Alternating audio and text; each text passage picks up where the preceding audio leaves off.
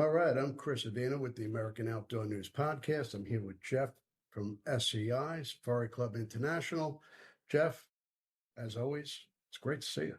Hey, good to see you also. Happy to be here at Pittsburgh Chapter's 50th fundraiser.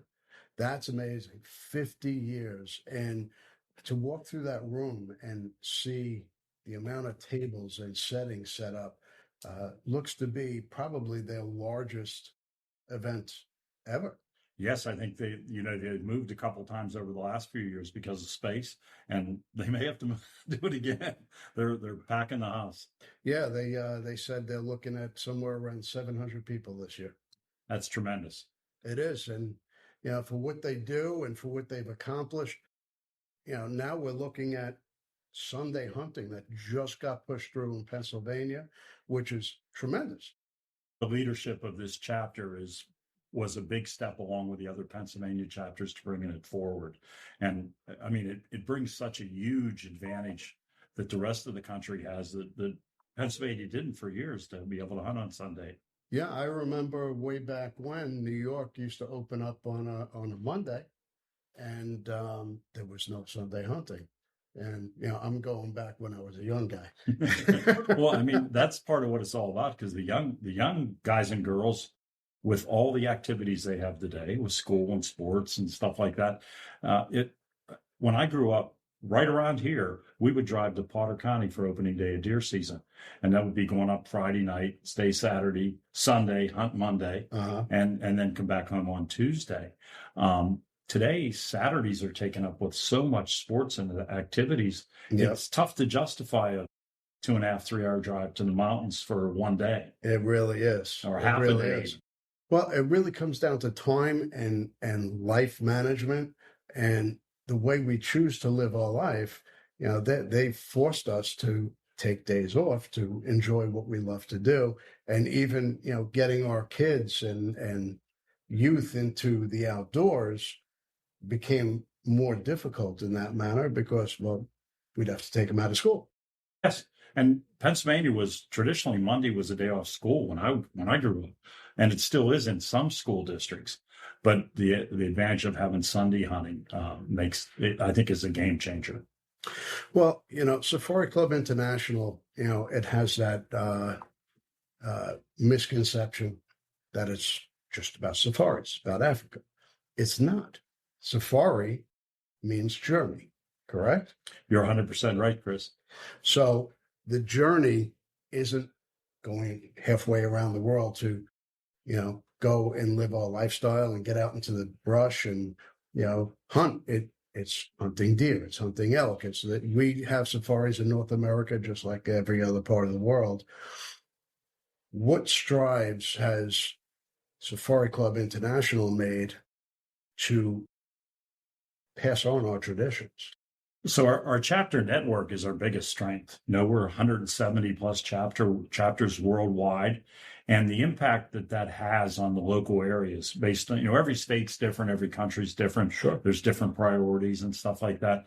The impact that Safari Club chapters have, because 70% of the money they raise at our fundraisers, the local fundraisers, stays right there in the community for their priorities. Only 30% goes to national to fund hunting advocacy. So, I mean, it's really a huge deal. I know in Pennsylvania, Pittsburgh's chapter was their priority was to get Sunday hunting for the youth. That was one, and they worked very, very hard on it. Brian Patel, their chapter president, spent countless trips across the turnpike to Harrisburg to meet with legislators, and I that's important. That local, well, it's said too much, but that local grassroots is strong. Well, the chapter system itself, I think, plays a very integral role in Safari Club International, where we're fighting on the local level, and our efforts are only enhanced by you on the national level. Correct. And this is my backyard here. So I grew up here with the Pittsburgh chapter. Then we went to the East Ohio chapter and started that. And I'm still on the board of the East Ohio chapter, sitting as president of SCI. So you grew up here in Pennsylvania. Yes, hunting within a mile of here. I was hunting rabbits and pheasants with my dog as a teenager. So you actually went through the struggles of, not being able to hunt on Sundays, trying to jockey around your work schedule, your school schedule, and whatnot. How has your journey started hunting rabbits and pheasants and deer? How has it come full circle? So I guess you would. I was one of those dreamers. I'll use that word as a dreamer. That as I was growing up, I just loved being out in the wild. Right, that was my freedom, my time to be alone. To be honest with you, with my bird dog and enjoying it. Then eventually, I got to meet, to be honest, one person from the Pittsburgh chapter that introduced me to it, and then my dreams started to have a purpose. Right, I could see in my head. So then my next thing was to figure out how to make enough money to afford it, right? To work through it, which just a small obstacle to overcome. So the two things are what? Time and money that you need to have, right? And that's Sunday plays into that, Sunday hunting for kids, to get them interested in the sport in the sport of hunting. And then I was able to, over the years, my career got more successful, and I could spend more time traveling different places. And Safari Club's record book, the World Hunting Awards, is, I call it the roadway to success, the pathway to take me places that I never would have dreamt about, right? So it all ties together. You know, I think in my story ties with what I wish for every young man or young women to have the same opportunities. And that's why I do what I do for Safari Club. Well, you know, it's funny because I kind of started the same way. I didn't start hunting until my, later teens. But as a kid, I lived 3 miles from Sagamore Hill.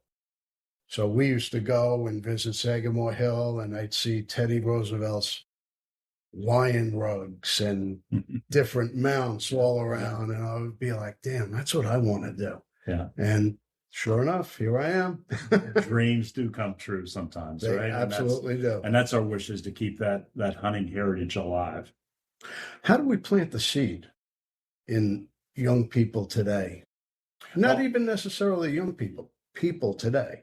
Well, part of what Pittsburgh chapter has done, they have formed a partnership with the Mariana Outdoorsman Association, which they strive to make opportunities available for kids, from fishing to outdoors to pheasant hunting, and you have to get them involved, right? They have to start somewhere, and I think it's a great program that they have. The more people you introduce to it, the better it's going to be. Now, Safari Club has started partnership with the Outdoors Tomorrow Foundation, which is currently in 2,000 schools. And it's our hope, and I believe we will accomplish it, to increase that to over 5,000 schools for the next couple of years, reaching 500,000 kids each year. Well, OTF is a tremendous organization. I'm very familiar with them. I've worked with them, and watching them grow from where they started to where they are today is a tremendous accomplishment. They're providing an invaluable service to the youth of tomorrow. And I think the best is yet to come. That's my fervent hope. I agree. All right. Well, I appreciate you taking the time out of your the event to speak to us and speak to our audience. And I'll let you get back to what you're doing. Thank you, Chris. I appreciate it. All right. We love our children. We protect them. We guide them. We prepare them for life in the world. With all that we do, from deep in our hearts, we cannot control all things. Life-threatening illnesses and disabilities affect far too many of our children each year. While we cannot change the circumstance, we can make dreams come true. Dreams to provide hope, to provide spiritual healing and strength, to provide moments of happiness and relief in the hardest of times. We can give a glimmer of light and hope in a time of darkness and despair. Join huntofalifetime.org to help make dreams come true, to provide hope for children with life-threatening illnesses and disabilities. Hunt of a Lifetime is a nonprofit organization fulfilling dreams for hunting and fishing trips to youth 21 and under with life-threatening illnesses and disabilities. Visit huntofalifetime.org to learn how you can make a difference.